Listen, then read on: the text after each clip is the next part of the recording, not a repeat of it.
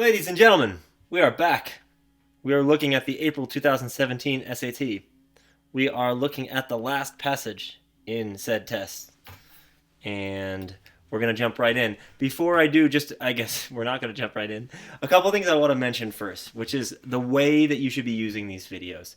Make sure you're giving the passage a try on your own first. Make sure you're answering the questions and hopefully grading it before we look at it together. And don't just use these videos as infotainment. Use them as a way to re-engage with the material, because if you're working with me one-on-one, guaranteed these are things I'm going to say to you about any of the questions that you get wrong. And there's going to be a couple questions in here. This is a difficult passage, by the way. There's going to be a couple questions in here that even if you got it right, I would want to talk about it because I think it will tell you something about the test. So remember, your task here is we don't necessarily care about this passage so much as we care about what we can learn about the test, right? So what can we learn about the way the SAT deals with science passages and with the questions in those passages? How do they create tempting incorrect answers? How do they throw us off? How can we use the predictability of this exam as a way to make sure that we're getting more stuff right? So with that said, let's jump in. Okay, this is called A Tangled Tale of Plant Evolution. Like my highlighting skills, not very good. Anyways, let's jump in. I'm going to give you my skim of the passage because even if you've read it, I think it's really important to review the way that you can get through the passage quickly. So you don't have to read every line. Practice not reading every line. So here I go.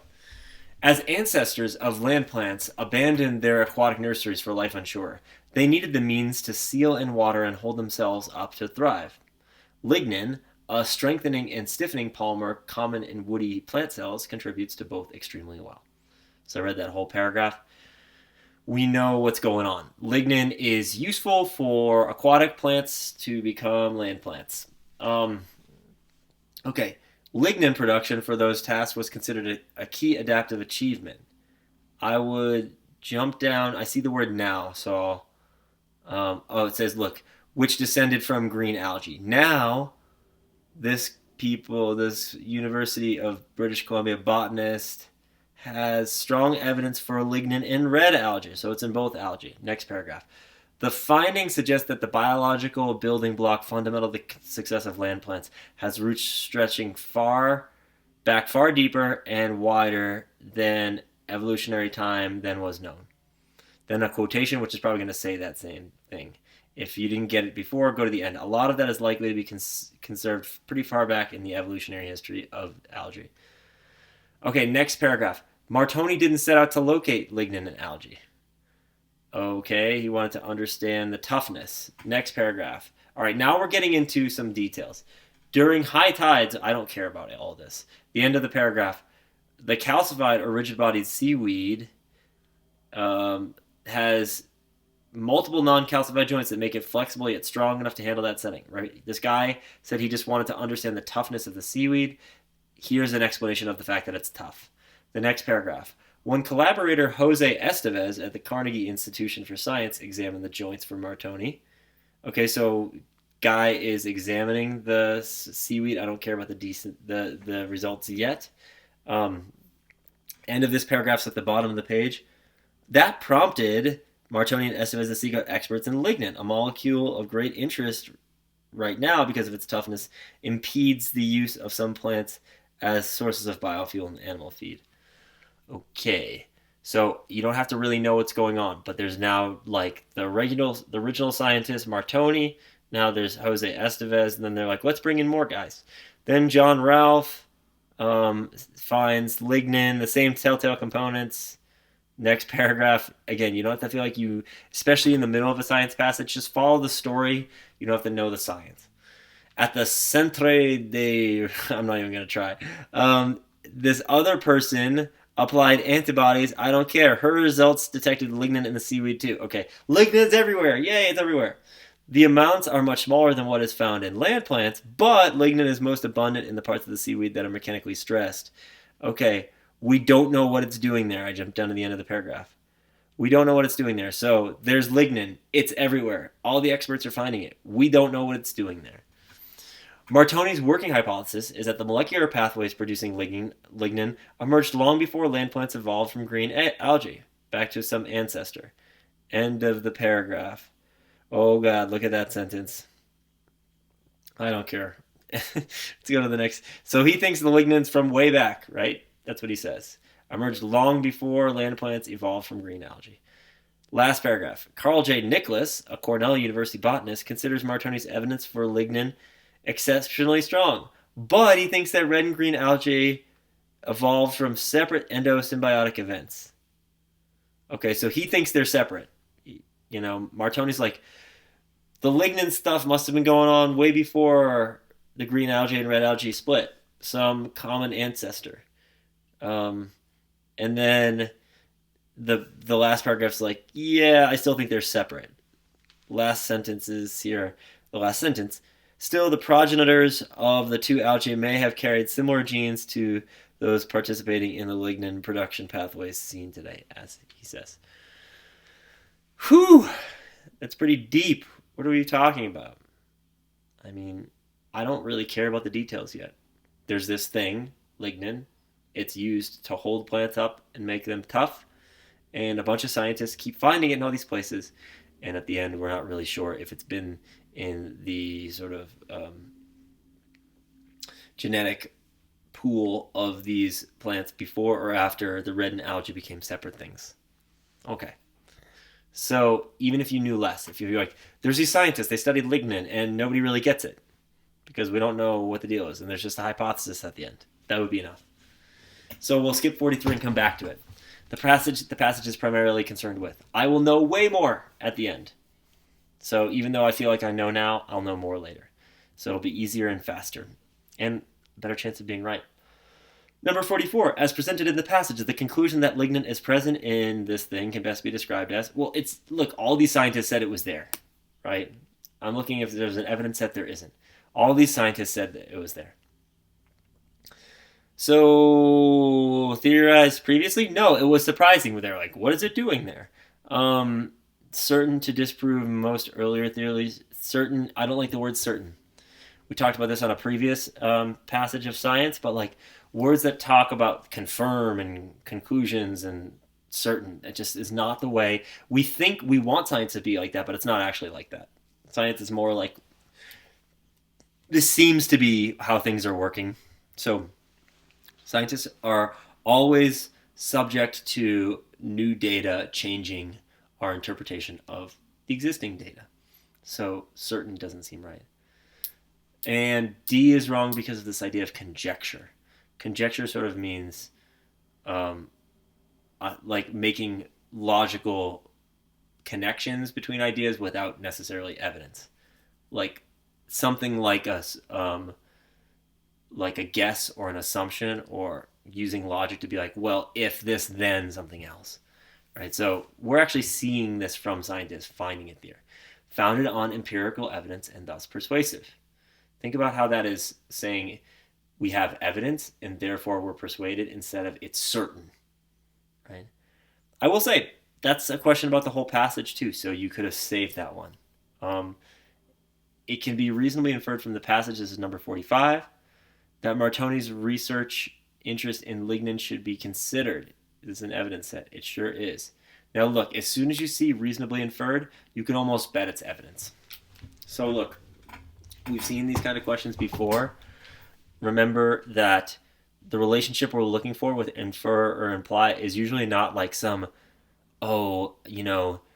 this person is wearing a raincoat and therefore we can assume that it's been raining out, and therefore we can assume that like the weather has generally been bad, and therefore we can assume that like a lack of sunlight has caused like plants to grow differently or something. Like you're not going on that sort of like a linking the ideas together kind of detective mission. You're literally looking for something like if someone is wearing a raincoat, I guess that would prove that they're not wearing only a t-shirt. That's like, it's like there's clouds in the sky, so therefore it's not perfectly sunny, or it's sunny, therefore there's not clouds in the sky. That's the kind of thing we're looking for with infer questions. So let's go find Martoni's interest in lignin. This should be early in the passage, so I'm looking at 7 to 9, but Martoni's not even mentioned there, right? Martoni's not mentioned till Patrick T. Martoni on line 20. So 20 is kind of the beginning of where Martoni would make sense, and it should be then 23 to 26, just because it's like not too far along, because this is definitely like not a general question, but a specific one, and chronologically this is some of the first specific questions. So I don't like 59 to 61 for that reason. Let's see if we can see something about the interest that Martoni has in lignin on 23 to 26. Yeah, look at 22. Martoni didn't set out to locate lignin in algae. The biomechanist simply wanted to better understand the toughness of the seaweed, whatever the heck you say, which dwells in harsh habitat of intertidal zones along rocky shores. Didn't care about lignin, wanted to better understand the toughness. So those lines are definitely talking about his interest in lignin. Didn't really care about it. It was sort of like because they were interested in the toughness, then they found out about lignin. Unusually insightful, no. Somewhat questionable, properly. Look at D. Initially secondary because it was undertaken to support particular questions about the seaweed. Right? So that is an answer that's got some very sort of like normal language compared to an atypical sample in B, right? And so there's some language in there that maybe looks tempting, but the only one that went with the evidence is D, initially secondary. It was really just you were interested in something else, and lignin came up. So notice how evidence sets it's about knowing where you are and what you're looking for, right? So the chronology thing and the fact that it should be after we've mentioned Martoni to begin with led me to only really have to consider one set of evidence. So hopefully that's helpful. Again, write down questions you have along the way. If you feel like you want more explanation about that question, let's talk about it. But I'm going to move on for now. The passage indicates, number 47 here, the passage indicates that the structure of the seaweed consists of components that. All right, well, I'm expecting this to be in that same area, probably after 23 to 26. But probably not too far along after that. I'm not going to use 32 as a lower boundary, but somewhere in there. The structure of the seaweed. Well, look, yeah, remember we talked about at the end of this paragraph, it's like this person wants to understand the toughness. Then this paragraph describes how it's tough. So, I'm looking for structure. Oh, look, line 30. Because the beginning just talks about its setting, where it lives, but its structure starts on line 30. The calcified or rigid-bodied seaweed has multiple non-calcified joints that make it flexible yet strong enough to handle that setting. Okay, so flexible and strong. Change density and respond to external conditions. Now that sounds really smart, but I don't necessarily see any discussion of density, and I shouldn't have to imply density. Protect the cell interior from exposure to seawater would make some sense. Regenerate as the seaweed colony matures. We didn't see anything about regeneration or regrowing. It's really just strong and tough and also flexible. So, okay, components that will operate together. Yeah, the calcified rigid body and then the non-calcified joints. Those are working together to allow for suppleness, which would mean like flexibility. So I really like that answer. A lot of people pick B, so let's pause and think about that for a second. Protect the cell interior from exposure to seawater. Now look, this is a good example of the fact that you have to be grounded in the text, right? So I know it's going to be roughly chronological. That sent me to a spot where he talked about structure, or right there. Once I found that spot, I know I'm good.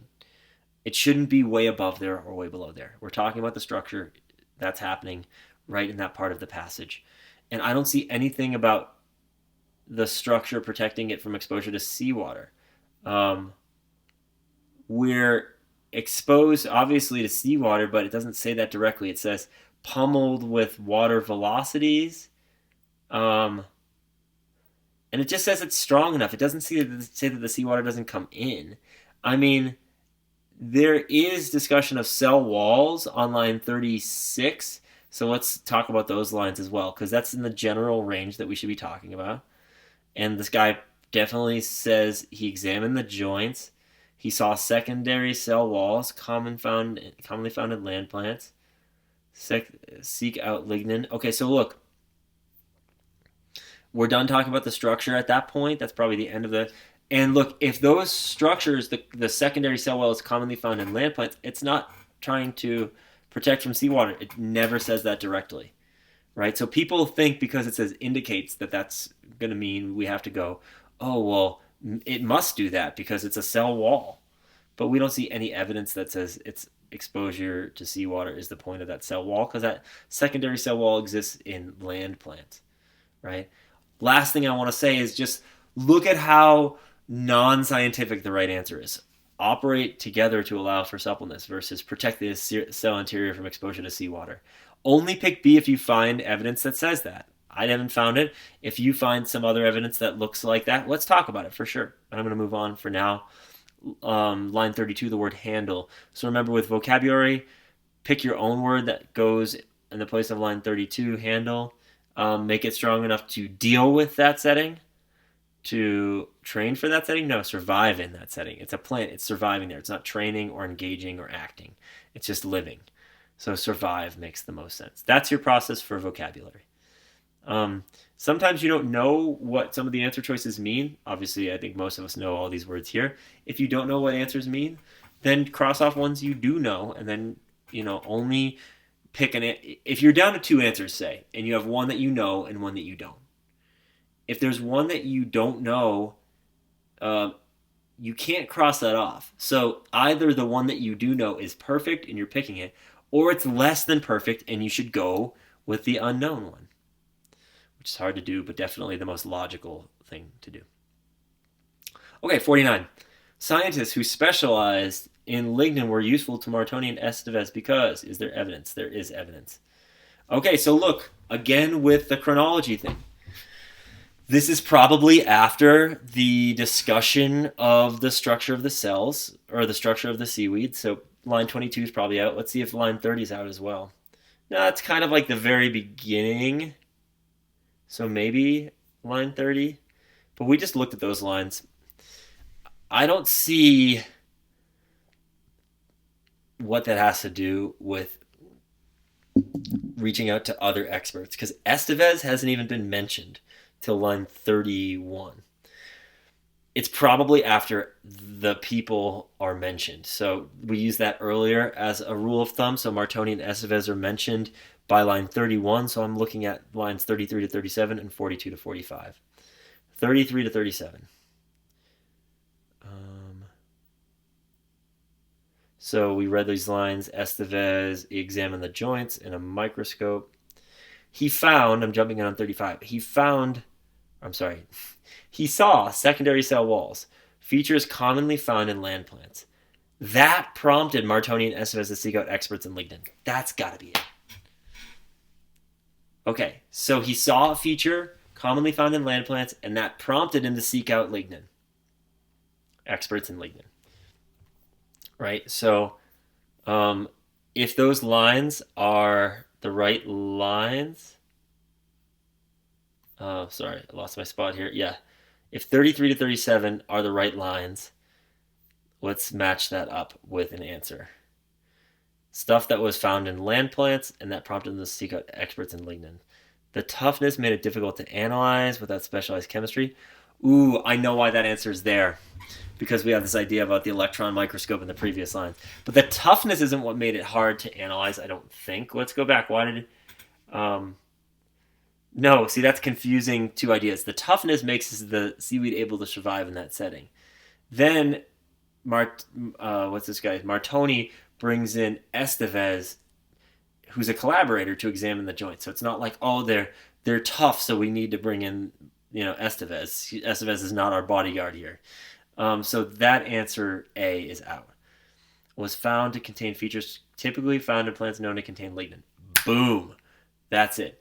Land plants were known to contain lignin. We learned that early on. from our initial skim because it was just kind of a basic fact about lignin that was brought up. Look, if you read every line of a passage, you might forget those details because it's like too much information might mean the whole thing washes over you. So because I selectively read key parts of the passage earlier, I remembered that fact. B looks really good. It matches that answer where, it matches those lines. Let's talk about mapping again. Mapping is my word for, it's not my word, but it's the way that I describe my process in evidence questions, which is how do the words in the text map onto the answer? Break it into pieces and map it onto the answer. So let's go to those lines. Again, I'm really going to focus on 35 to 37. He saw secondary cell walls, features commonly found in land plants. That prompted him, he says, to seek out experts in lignin.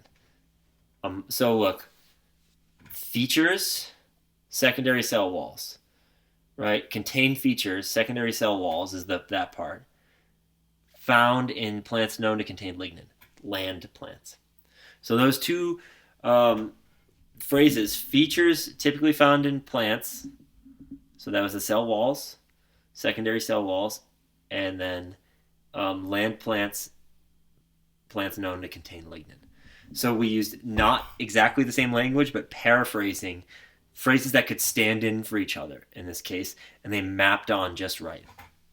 Let's look at the last set, 42 to 45, the last evidence set in number 50.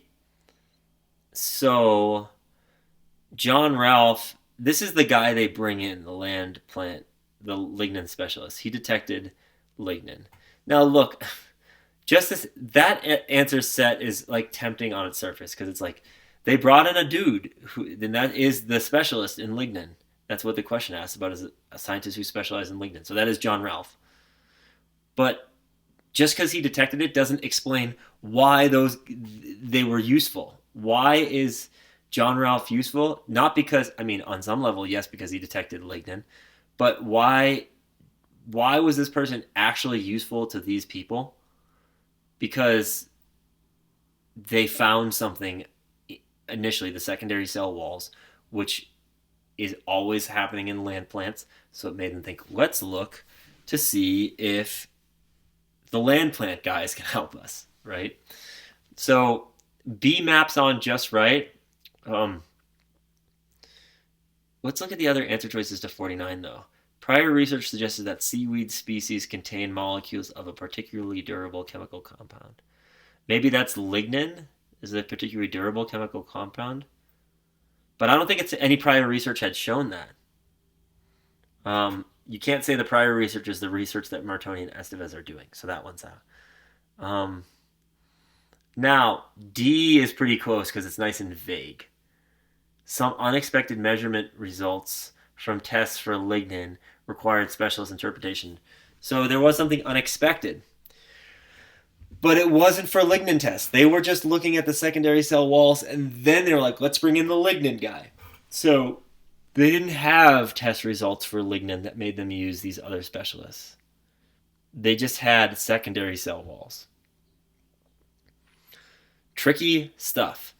The most important thing I want to show you about this is going back to that phrase, that prompted them to seek out experts in lignin. So if you want to know what it was that made the experts in lignin useful, it's going to be right before it says that thing prompted them to find the experts. So that's a huge help. Words like this, that, these, those can be very helpful both in the reading and grammar section because they're words that point backwards to something that was just said. Right? That's the most important thing to notice about this question. Please feel free to ask me any questions you want about this, in a comment or in a lesson. I'm going to move on to 51.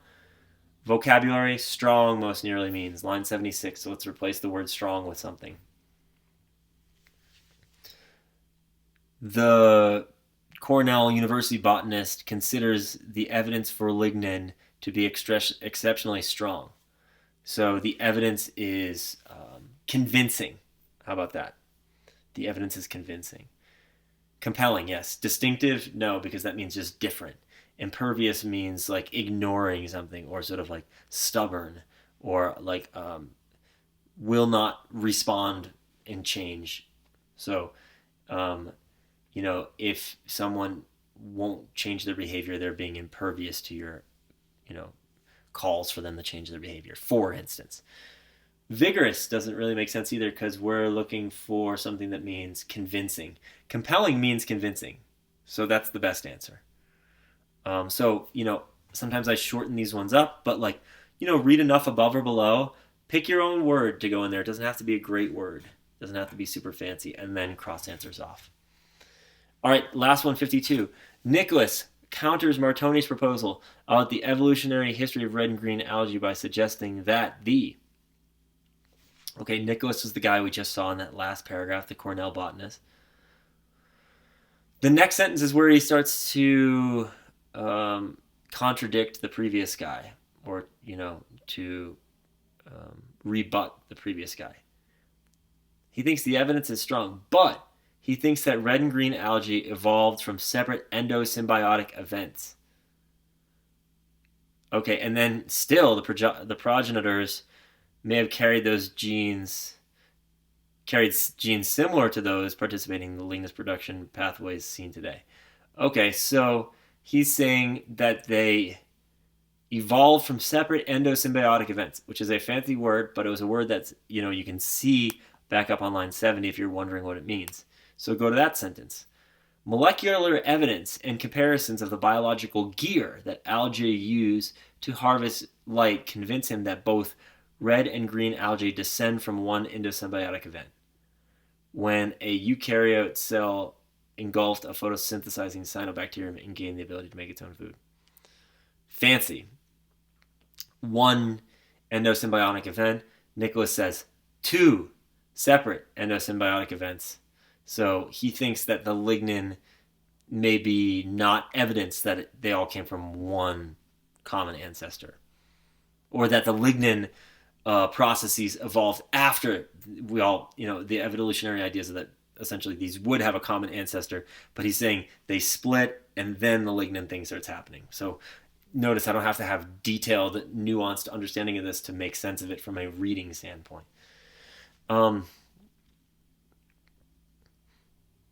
Okay, so I'm looking at the answers here. Major molecular pathways present in red and green algae must have been in place long before their evolutionary lines separated.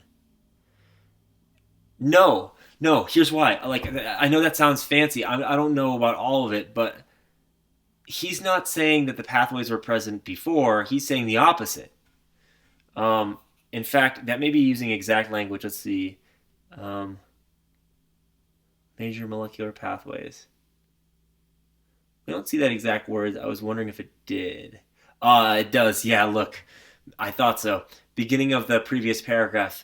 Molecular pathways producing lignin emerged long before land plants evolved. So this answer sort of parrots or says exactly what Martoni's saying. Nicholas counters that. So A is more of what Martoni's saying. Exact language from the passage.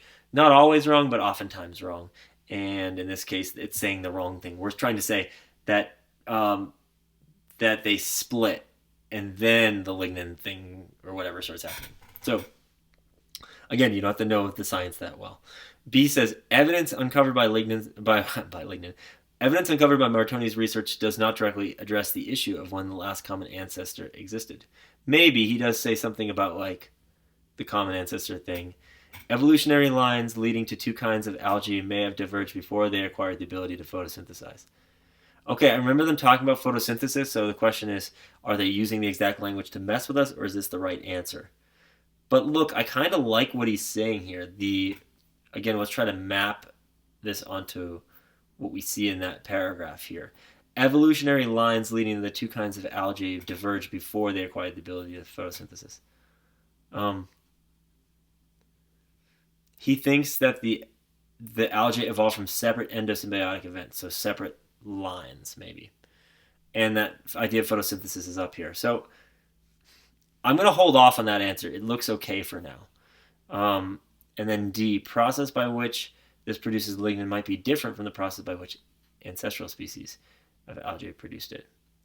There's nothing about they did the lignin things differently. He's saying, look, what's happening is Martoni is saying this is evidence that these two plants, that the lignin thing came before the plants split and became different species. Nicholas is saying, oh, well, there's definitely lignin. Look, he says the evidence for lignin in this seaweed is strong. But he thinks that they evolved from separate endosymbiotic events, meaning they evolved lignin separately. They could both come up with lignin on their own. So I am down to two answers here. Evidence uncovered does not directly address the issue of when. I don't think he cares when the common ancestor is. That seems off topic.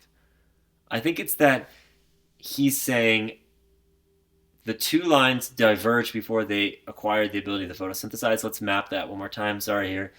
The two lines of red and green algae evolved from separate endosymbiotic events, endosymbiotic event being the photosynthesis thing up here.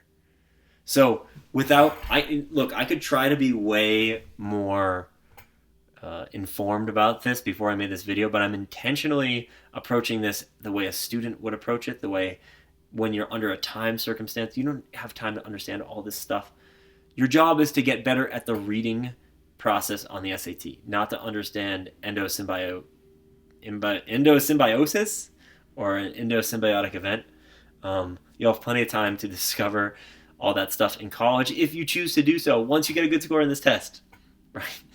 So my point is, mapping helped me get that answer right, and it's because endosymbiotic event, and then I went up and saw, oh, that's Martoni saying this photosynthesis thing is, to be clear, Martoni is saying they both harvest light the same way, and it says that they evolve from this one event.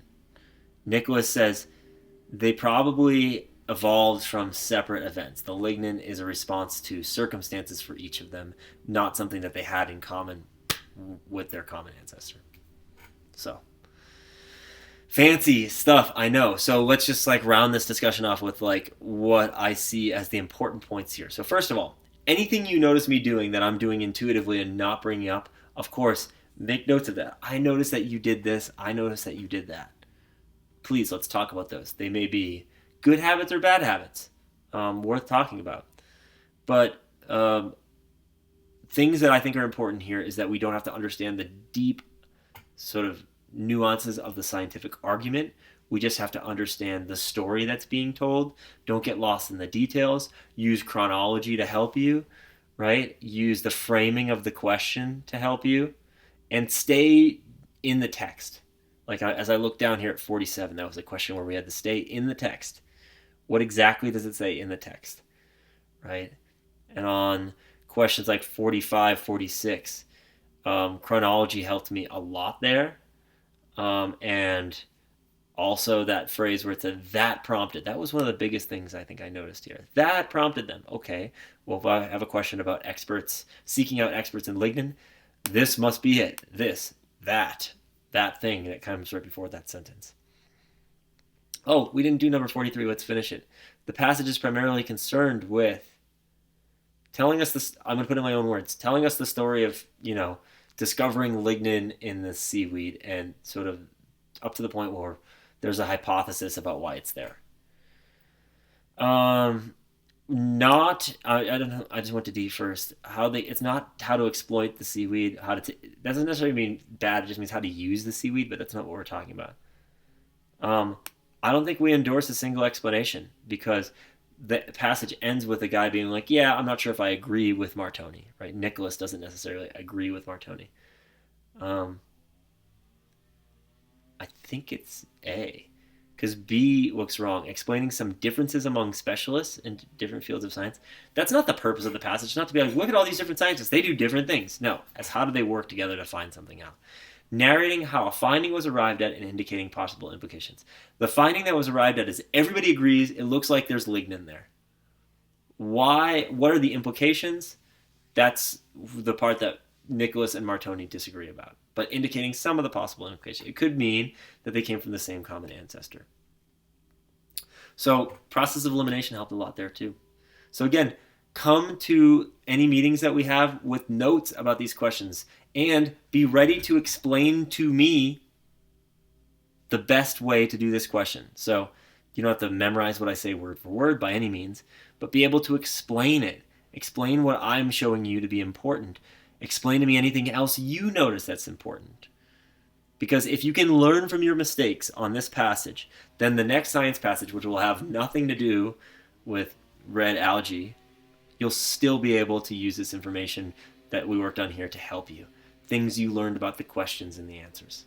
Okay, hopefully that's helpful. Until next time, I'll see you.